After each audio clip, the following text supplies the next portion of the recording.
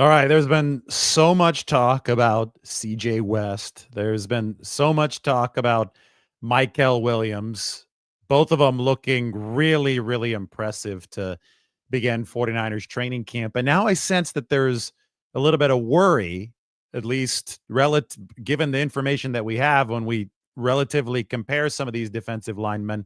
There seems to be a little bit of worry amongst 49ers fans about Alfred Collins, the second round pick, the big defensive tackle out of Texas. I say that's the big and tall 49ers bet because he's the tallest of all these defensive linemen. Probably what, 6'6"? I think he's officially listed at 6'5", but he's taller than me. So I'm going to say 6'6", 332 pounds for Alfred Collins. And I will say that he hasn't popped off the screen the same way that CJ West has popped off the screen so far at practice. He hadn't popped off the screen the same way that Michael Williams has popped off the screen, where he destabilizes where he destabilizes Trent Williams, and Trent Williams talks about how much of a pain it is to block him.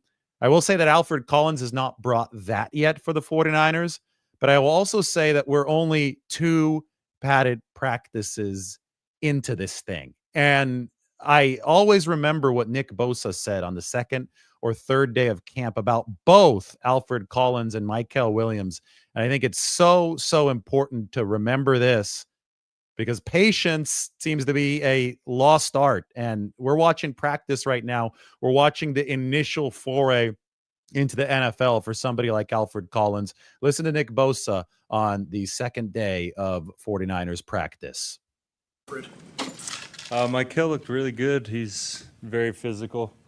He's got a big reach, so I think he just needs to hone in, obviously, his first day on his aiming points and trusting the system. I think him and Alfred are coming from different styles, so but both of them have immense talent, so it'll be fun to watch them grow. So Nick Bosa himself, with his economy of words, both Michael Williams and Alfred Collins are coming from different styles, but both have immense talent. Bosa got into a slight specific there. He talked about aiming points. I think that we need to remember that not all defensive line play is the same as far as strategy and as far as approach goes. There are different fronts. Obviously, there's the 4-3 front, there's a 3-4 front, but there's different variations of defenses. Texas, where Alfred Collins played his college ball, runs a 4-2-5. The 49ers obviously run the 4-man front with the wide 9. San Francisco plays a super attacking style defense, and they have very specific aim points for their defensive linemen. These are different than the aim points that Michael Williams and Alfred Collins were asked to take in college. So with the game moving really fast, you've got to recalibrate on the fly. So much of the NFL draft and just NFL talent acquisition in general is a projection. How well do you think that particular player can fit in your scheme? Somebody like Alfred Collins, with the height that he brings to the table, so it's a higher center of gravity, but it's somebody that's been able to play plenty low to dominate college competition. Somebody like Alfred Collins is definitely destined for the 3 technique defensive tackle position of the 49ers. So just, for those of you who are uninitiated in defensive line nuances, you've got your 2 defensive ends, and they're going to play a different technique, which is a higher number. So you could talk a 5 technique. You could even talk the 9 technique. That's why they call it the wide 9. It can go all the way out to with the 49ers. I mean, they're stretching past the hash marks. They're getting defensive ends as much of a hoop to run around the offensive tackles as possible. The interior defensive tackles are either going to be in the base formation that I'm talking about, the 1 technique or the 3 technique. The 1 technique is going to be more of your nose tackle. He's going to be asked to absorb double teams. And your 3 technique, well, that's going to be a true pass rushing defensive tackle. He's going to be asked to win. He's going to be asked to attack. He's going to be asked to disrupt the defensive backfield. The 49ers picked CJ West out of Indiana in the 4th round. He's very clearly a 1 technique nose tackle type of player to play in. So both he and Alfred Collins are defensive tackles, but these are different types of defensive tackles. Meanwhile, Collins, We can see him fitting into the same mold of DeForest Buckner, of a Javon Kinlaw. The 49ers obviously drafted Javon Kinlaw trying to replace DeForest Buckner specifically at the 3 technique position. Now, it's worth noting that given the complexities of the modern game, guys are rarely going to stay at their home position. Defensive lines are going to have to slide to take offensive permutations into account. There's going to be some mayhem pre-snap. There's obviously going to be a lot of mayhem post-snap. There's a reason why I call football organized chaos. I wish I could find my notebook. I found a notebook at Staples or wherever before training camp, and it says organized chaos on it. And I said, oh, this is perfect. This is going to be my notebook for camp, because that's exactly what describes football. So the 3 technique is going to have to be able to execute some of the duties of the 1 technique, and the 1 technique is going to have to execute some of the duties of the 3 technique. And we talk so much about the versatility of the 49ers defensive line and what Chris Kasarik asks from that unit. Defensive ends are sliding in to play defensive tackle, right? Michael Williams played along the entire defensive line at Georgia. Alfred Collins wasn't quite as versatile. It's a bigger, heavier body, but I can tell you he's got those pillars of granite for calves. And he's got the wingspan. I talk about it a lot. People give me a hard time. David, you're always talking about wingspan. Well, the reason I talk about it is because it's important.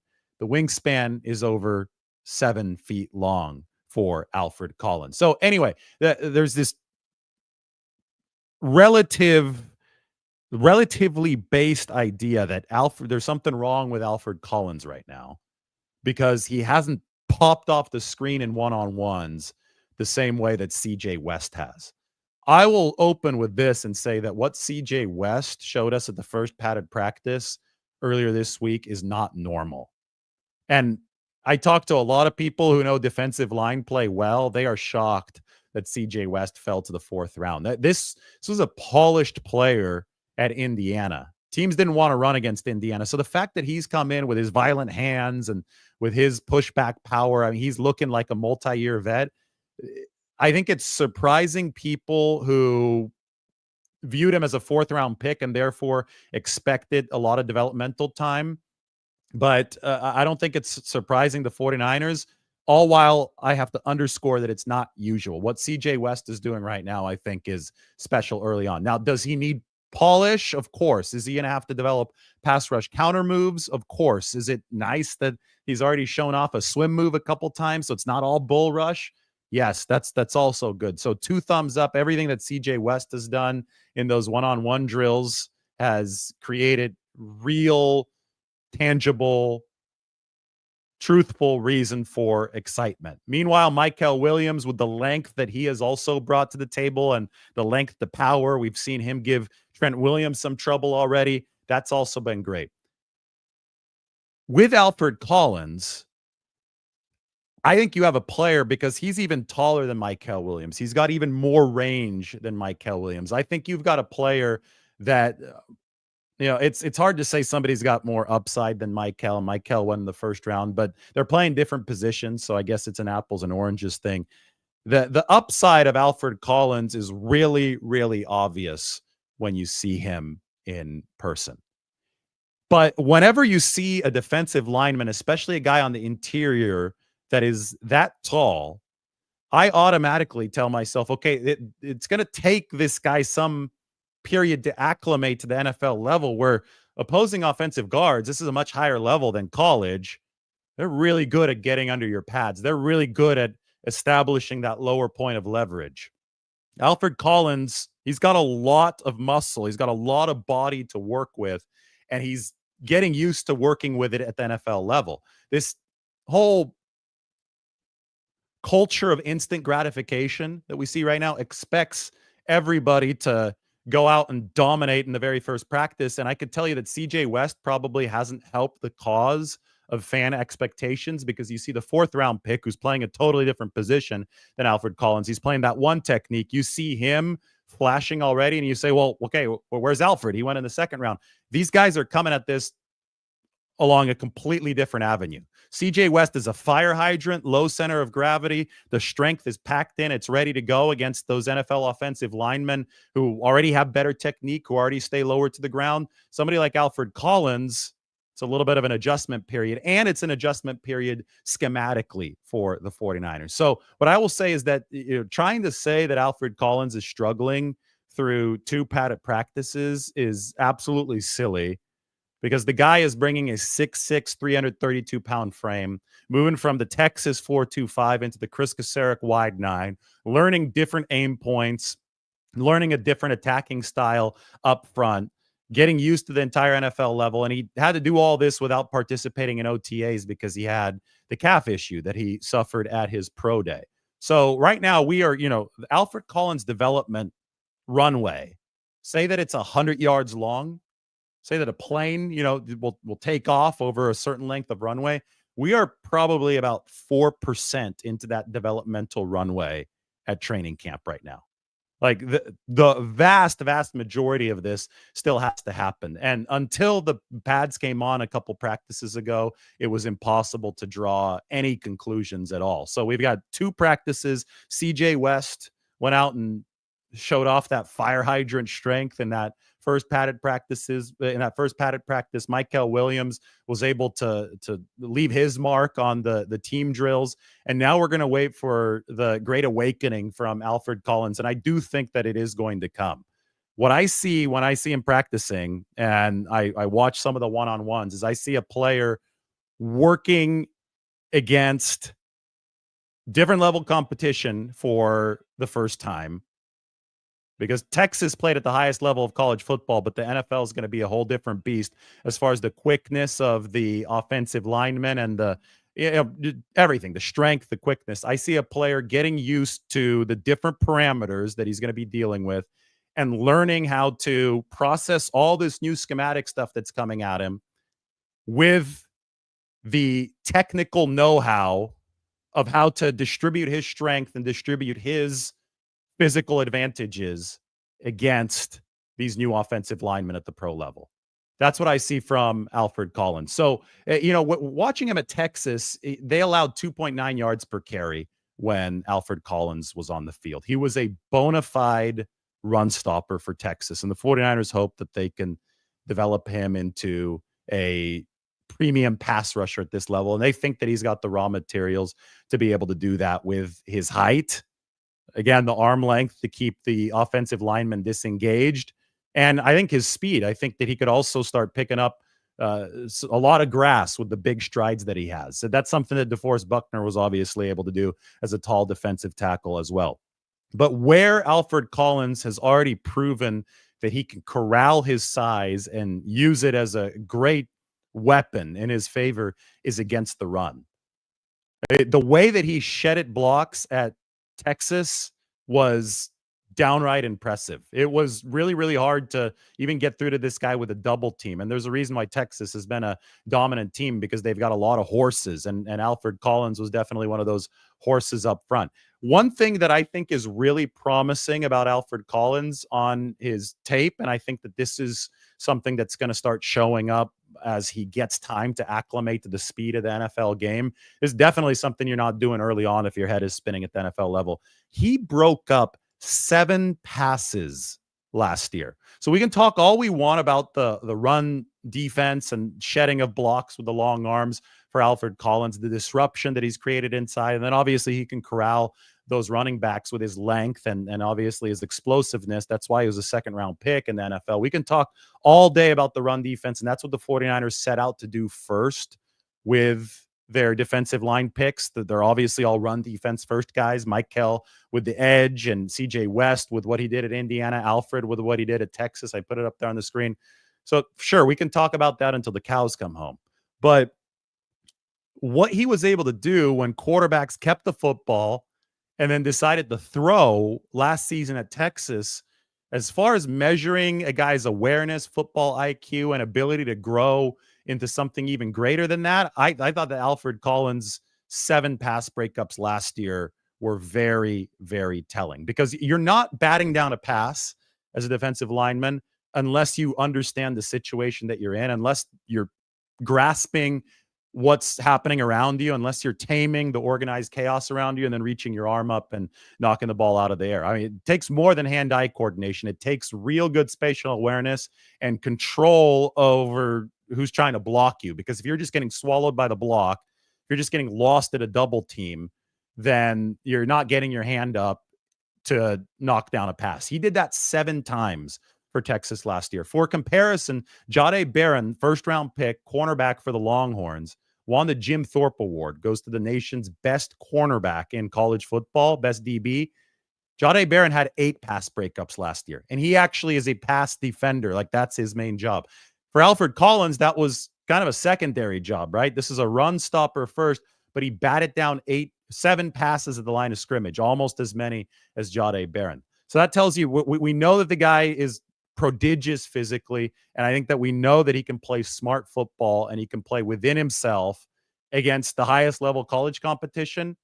That's why somebody like Nick Bosa goes out and says, yeah, this guy's talent is immense, because it obviously is. But you just have to give him some time, because he's going to have to figure out how to use that long body at a new level, at the NFL level. And that's what training camp is for. It's a good thing that the 49ers, right now it's July 30th. They've got another month of all this before, even a month plus before the regular season starts. Can Alfred Collins start week 1? You know, if I had to handicap this, I would say that CJ West is on a good track to start week 1. I think that's a question a lot of people have had, because Mykel Williams, of course, assuming that he's healthy, Mykel Williams is going to start opposite Nick Bosa. Robert Saleh confirmed as much the other day.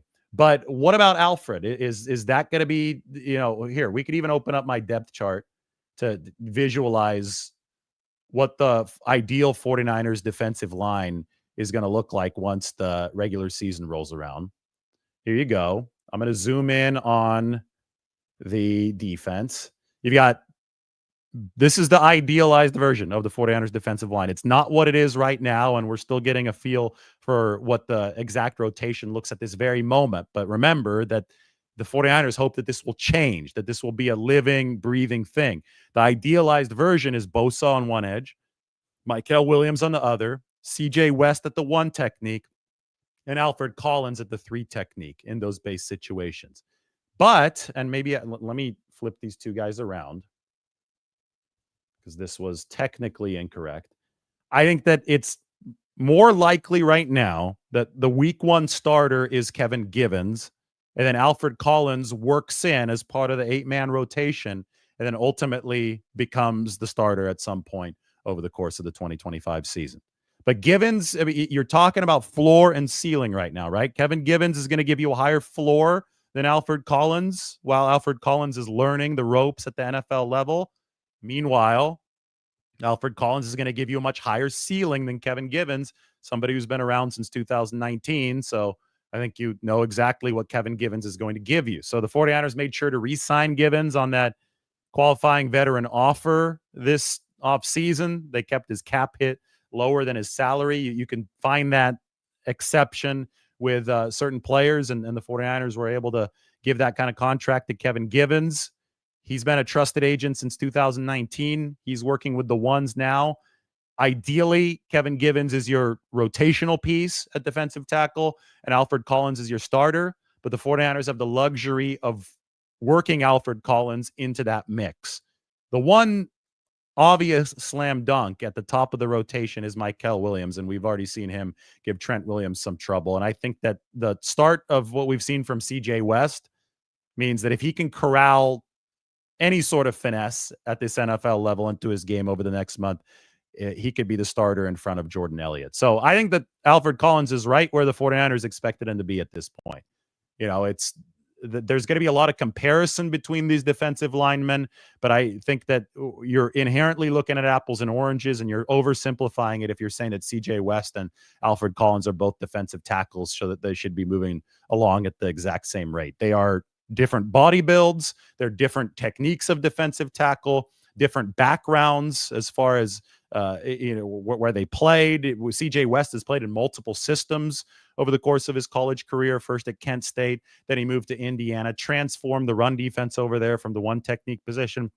Collins was in one program in that 4-2-5 at Texas. Certain specific aim points for Alfred Collins, kind of like Mykel Williams had certain duties as the jack that they called him at Georgia, where he was lined up all over the formation. Those guys have to get used to what the 49ers are doing, and that is exactly what practice is for. All right, this is our first nighttime show in a little bit. We're going to open it up to Q&A in just a few minutes. A couple other pieces of news. Colton McKivitz had a nice interview with Matt Mayoko where Colton said that he wants to be a Pro Bowler in 2025. And that left a lot of people all up in arms because there's this narrative, stereotype, whatever you want to call it, that Colton McKivitz isn't any good.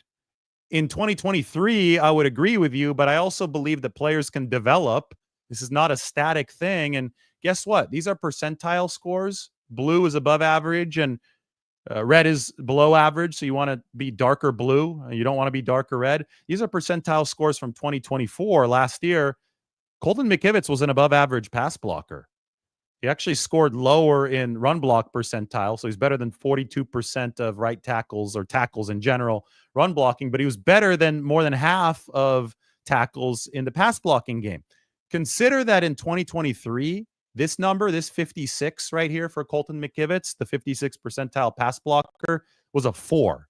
He was better than only 4% of pass blockers in 2023. He improved from the 4th percentile to the 56th percentile in just 1 year. So who's to say that Colton McKivitz cannot improve even more from 2024 to 2025? That's sort of how sports work. You build confidence, you get reps, you work on your craft, you get better. That's why we talk about veterans being more ready-made options than rookies, because the veterans have had that time. Colton had that full year to start in 2023, and then he took the lessons that he learned, and there were some difficult ones that he learned in 2023, some difficult ones that he learned before then when he was filling in for Trent Williams, namely in the NFC Championship game of that 2021 season. But he took those lessons and he applied them, and he got better in 2024. And I think there's every reason to think that he can get even better in 2025. Now, he told Matt Mayoko that he wants to be a Pro Bowler, and I don't find any problem with a professional athlete shooting for the stars. I think it's the mentality that you have to have. If you say, okay, I just want to be a decent player. I want to be a 50th percentile guy. I want to be mediocre when you run out there. Your job is going to get taken before week 2 in the NFL. You have to be shooting for the very top. I think the NFL is a league of excellence. These are the best players in the world. And the fact that Colton McKivitz said that about his play suggests that he is wired the right way. Mike is sending me some draft stuff. The 2020 draft. Yeah, McKivitz was in that 2020 draft. Javon Kinlaw and Brandon Ayuk in the first round. The very next pick, because the 49ers didn't have one in 2, 3, or 4, was Colton McKivitz in the 5th round. Then Charlie Werner was the tight end in the 6th. And then Jawan Jennings went in the 7th round. Now, remember that neither McKivitz nor Jennings played through their initial rookie contract, because Jennings got cut and re-signed to the practice squad right away in 2020. McKivitz didn't make the team his second year in 2021 and got reassigned to the practice squad. But then he made his way back up to the active roster, turned into a second contract player. He and Jawan Jennings both re-signed with the 49ers last offseason. One could argue that Colton should have signed for more just because he was an offensive tackle, but he was coming off of poor 2023 season. The numbers that he put up in 2024, the blocking that he showed there, it was so much better than 2023 that even Kyle Shanahan has said that this guy probably deserves a more lucrative contract. So it's going to be very interesting to see Colton McKivitz and if he can continue to blossom moving forward here into this 2025 season. There's another piece of news. I've noticed this at practice. I'll tell you guys a little bit about it. This started to make some headlines with the aggregators today. Trent Williams and Nick Bosa are frustrating each other. And that is great. This is exactly what you want to hear if you're following the 49ers. That means that there is good competition between a couple players who will, Williams for sure. If Bosa continues on his trajectory, he also will end up in the Hall of Fame. You guys remember a couple years ago, I wrote an article from the 49ers locker room, and it was about the summit, like the meetings that Trent Williams and Nick Bosa have at Trent's locker after every single game. Like, Nick, even though they're on opposite ends of the locker room, Nick will walk across all the way to Trent's stall. He'll pull up a chair, they'll sit down, and they'll just talk shop about the game. And, this was in 2023 when I wrote this piece. I first noticed it in 2022, but because the locker room wasn't open in 2021. It reopened in 2022, and this was something that really, really stood out to me. That these guys, two all pros, before showering or anything, like they had to go discuss the game while it was still fresh. They weren't too big for this. It wasn't like they were clocking out as soon as the final gun sounded. These two guys would sit down at Trent's locker and just start talking shop. And then over the course of the season, more and more players would see what was going on. They would see these two great football minds talking, and they'd pull up a chair as well. Like Kerry Hyder had the locker right next door. One time I was kind of hovering by there, and Christian McCaffrey came in and talked for a little bit. I think that George Kittle might have butted his head in a couple times, but I think Kittle normally left those guys alone to talk about everything they had to talk about following the game. So, I hate using the term iron sharpens iron. I know that it's a big coaching cliche, but there's definitely been that level of and that type of camaraderie in the 49ers locker room amongst really, really good players for quite some time now. Whenever training camp rolls around, we get a chance to see Trent Williams and Nick Bosa take live reps against each other. And what happened in one-on-ones the other day was very noteworthy. They went 2 reps. Bosa won one, Trent Williams won the next one. Bosa seemed to kind of slip on that second one, wasn't able to get around Trent Williams. They were only supposed to have 2 reps against each other. Nick said, no, we're going a third time. And Nick won that third time. Nick said, I need a third rep against Trent Williams. And they lined up and they went after it again. And then they go after each other in these team drills. And that's where I think that we've seen some of the frustration from Trent Williams. I mean, this is arguably the greatest offensive lineman of all time. I think he looks like he's in fantastic shape. I think he's cut some weight. I can't wait to talk to Trent about what he did to get his body ready for this season. But if once camp starts hitting August and you start moving into the dog days, if you can get star players so involved that there's frustration showing out on the field because they're so competitive and they're working to refine their game against the best of the best, that is the sign of a good competitive training camp. And guess what the 49ers didn't have last year? No Trent Williams at training camp. He was holding out up until the very end of August. So they didn't get these Bosa, Trent Williams battles. And one of the great benefits of having a team that has so many star players is theoretically you have a training camp where these star players can compete against each other, where they can hone their craft, working against competition that's probably going to be better than the competition that they face on Sundays in the fall. So I really, really enjoyed the competitive tenor of these 49ers practices. And yes, I think there's been some real competition between Nick Bosa and Trent Williams. And I think it's going to, carry some productive vibes over into the season when Nick Bosa walks across the locker room, pulls up a chair, and sits next to Trent Williams after these games. I think that that's a huge thing for the 49ers. I think it's part of the culture that they've built with so many star players. And I think that they're fully enjoying the fruits of that culture this training camp because everybody's there and everybody's participating. Even Jawan Jennings, even though he wants a new contract, he's there and he's participating. He's bringing that competitive flair. There was the shoving match with Diamondo Lenore the other day. That's how a team gets better. You practice, and it has to be competitive, and there have to be some struggles. And I could loop this all the way back around to Alfred Collins. He's going to have to work through the challenge at the NFL level. It's not always going to be pretty. I don't think it's always going to be pretty for CJ West and Michael Williams. I think that they outperformed what you would expect a normal rookie to look like over the course of their first 2, or in the case of Michael Williams, his first padded practice, he missed the second one with the ankle. But just because that happens once doesn't mean that it's going to happen throughout all of next week. Doesn't mean that it's going to happen tomorrow. The NFL is a league where everybody is a good enough athlete to flash a couple times, but then you have to start truly mastering the intricacies, the technical aspect of the game, the hand placement, the angles that you're taking, the aim points. You have to know what you're doing because everybody's a good athlete. Again, everybody's big and strong. You have to know what you're doing to consistently win.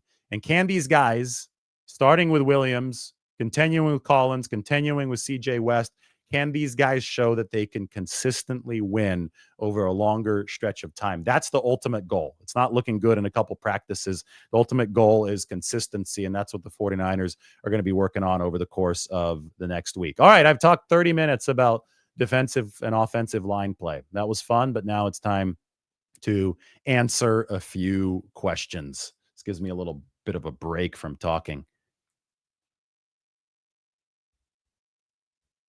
Liam has a great point. Do the 49ers expect to get 11 straight starters to immediately contribute right out of the draft? The fact that they have 2 promising prospects is impressive enough. And I would say that Alfred Collins is promising already as well. I just don't think that he's as polished, which I didn't expect, because I thought that CJ West, I mean, again, it's easier for the shorter, stouter guy who's relying on just pure violence moving forward and has that in a compact frame. It's going to be easier for him to look polished and promising right away. The taller guy, he's going to have to find a way to use his body to his advantage at a different level of football. The leverage is different. The speed is different at the NFL level. You just got to be patient. You got to give this kind of you have to give a guy like Alfred Collins some time, and you just look at his frame and you say, okay, this guy can be really good. And you could look at the highlight tape and you could look at the way that Texas dominated the run when he was on the field. You say this guy can be pretty good. 49ers just need to give him some time. And I think that they have that time with Kevin Givens and his higher floor still on this roster. Mike would throw Upton Stout into the promising group. You can't say that. I would still include Marquise Siegel in the promising group. And the guy runs a 4.36, 4.37 40. Just like Alfred Collins, he wasn't there at OTAs because of an injury. So he didn't have a chance to develop any of that polish during OTAs, at least the on-field polish. But he still has these amazing measurables, and you can't take away the film that he put up in college. Let's just wait and see. Let's give this a month or two. Even Malik Mustafa, who ended up starting for the 49ers at safety last year, didn't start week 1. It took him a while to work into the 49ers rotation. So it's just way too early to make these conclusive judgments right now. This is all part of a longer process. Again, we're like 4% of the way into this thing. I think people need to keep that perspective on a day in, day out basis. Any update on Jacob Cowing? Jake is probably going to be back not this coming week, but the week after that when the 49ers head to Vegas to play the Raiders. John says that Alfred will be good against the run first, developing in time with pass rush. I agree with that. I think that run defense is what comes most naturally to all of these picks. And I think that the pass rush is what's going to have to develop over time. I think with Michael, you give him a head start by running the packages where he could run and pass rush against the inside, against the guards, because then his arm length is a truly massive advantage. I think Alfred Collins may have that right from the get-go. But he's going to, again, you have to learn how to use your body weight. You have to learn your aiming points. So there's so many different things. You have to also develop a trust of the teammates around you. Pass rushing is not an individual endeavor. A good pass rush works as a team, works as a unit, secures the pocket. Remember what Alfred Collins did so much of in college, got his hand up there, knocked the football away. That's really big too, because especially if you're double teamed at the 3 technique, you're not going to be winning that double team to the point where you're penetrating and getting to the quarterback all too often. So knowing when to get your hand up, knowing the depth, there's deception involved too, knowing where your teammates are so you can position yourself relative to them and constrict the pocket around the quarterback to get that pass breakup in. And Collins had 7 of them last year. That is an art in and of itself. So this is all just really, really complex stuff that we have to track in a lot of detail over the course of the next few weeks. Here's a good question. Is Russell Gage going to force his way onto the 53? He might. It's all going to depend on the receiver room status once the cut down comes, because if the league should have its suspension if there is one for Demarcus Robinson handed down by then. So you'll know whether or not there's a spot, right? Because of a Demarcus Robinson suspension. He wouldn't count against the 53. You'll be sure about Brandon Ayuk, which I think they already are. I think he's not going to count for a spot. I think that Brandon Ayuk is going to be on that PUP list to begin the regular season. So all of a sudden, you've got 2 spots that you otherwise wouldn't have had. Assuming it's only those 2, who do you fill them with? Well, if you've got a rookie who's knocked your socks off to the point where you feel that you can't sneak him onto the practice squad, even though he's not quite ready to play yet. So I'm thinking somebody like Isaiah Nair might have a chance to do that if he contributes over the course of the next few weeks. He's got to show consistency, though. Maybe you have to give one of the spots to somebody like that. But where does the other spot go? Maybe, don't forget Junior Bergen, too. It's a 7th-round pick, so he's not guaranteed a spot. But if he's a good returner in the preseason games, you've got to give him one of those 53-man spots. I mean, that's why they use the draft pick on him, right? But if you feel that you need to raise your floor with a veteran, once that cut down comes along, Russell Gage is the leading name of that group. Somebody that I didn't project to make the 49ers roster with my initial projection. He's still not on the projection now, but somebody who I'm keeping a very close eye on. Here's Gage.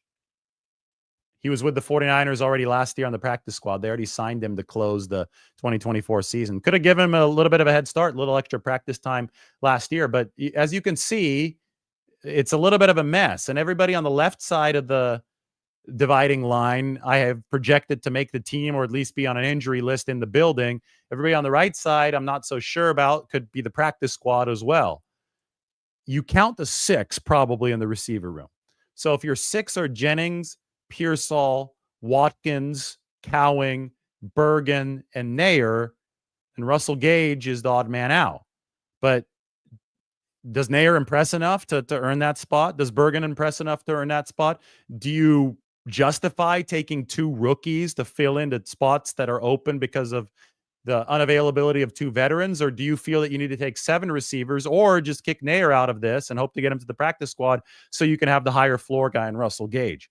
Because we might not have seen Russell Gage play in a regular season game for 2 years, but the last time that he was out on the NFL team, he was a legit number 3 receiver. 2 straight seasons for the Falcons, Gage had over 750 receiving yards. That's not easy to do. Tore his patellar tendon. That's why we haven't seen him for 2 years.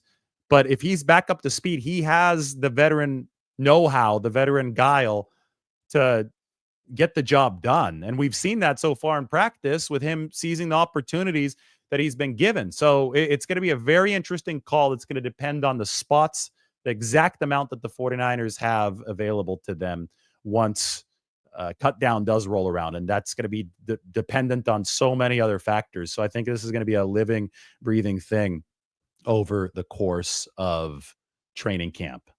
49ers are going to be back out there tomorrow. It's going to be very fun to watch. We'll see if they go pads again. They should, I would think, after the day off. But usually they'll filter in a no pad day here or there. But I think we're probably in the midst of a stretch that's fairly long with the pads on for the 49ers. There will be practice on Thursday. There will be practice on Friday. And there will be practice on Saturday for the 49ers. Day off on Sunday. And then back at it on Monday. Then we'll see the rest of the schedule after that. But the Broncos come in on August 7th. 8-7, Dwight Clark Day.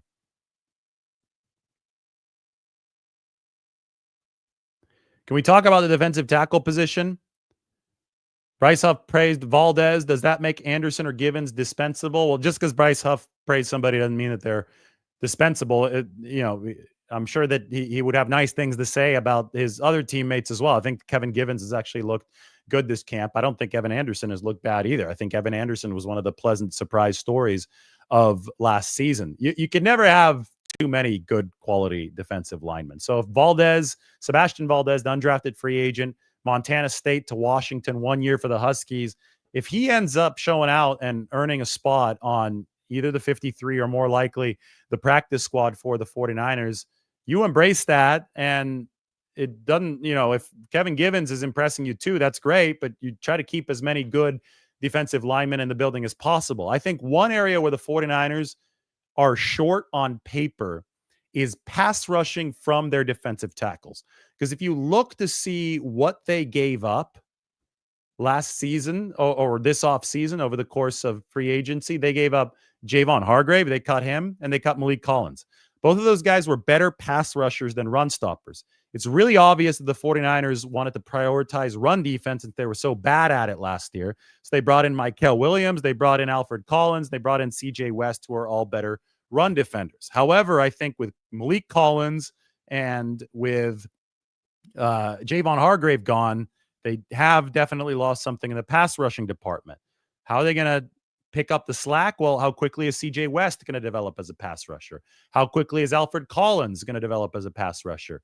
And then, your one secret weapon last year was Evan Anderson, who was quietly an above average pass rusher from the defensive tackle position. Where's Kalia Davis going to factor into this? Yeah, I think that he's taken a stride. I think that he's more imposing than he has been in the past. He's fighting for a roster spot. Somebody like Sebastian Valdez is there as well. And then there's Jordan Elliott, more of a known commodity. I don't think there's as much developmental runway with Jordan Elliott. This is a veteran who's a run stopper, not much of a pass rusher. So where are the 49ers going to find that pass rushing juice at defensive tackle? You know what? Maybe the answer will eventually lie in Alfred Collins. Maybe he'll play that DeForest Buckner role after he develops to perfection for the 49ers. It's the 3 technique. All I would advise is do not overreact to 1, 2, 3, even 4, even 5, even 10 practices. This is hard work. This is a long process, especially for a player as immensely talented as Alfred Collins, moving from the Texas system to the 49ers system. The reason that we cover this honestly, credibly every day, we go out there in the sunshine in Santa Clara and we document everything that's happened, is so we can track this progress as gradual as it may be. All right, everybody, like the video, hit the notification bell. We'll talk to you very soon.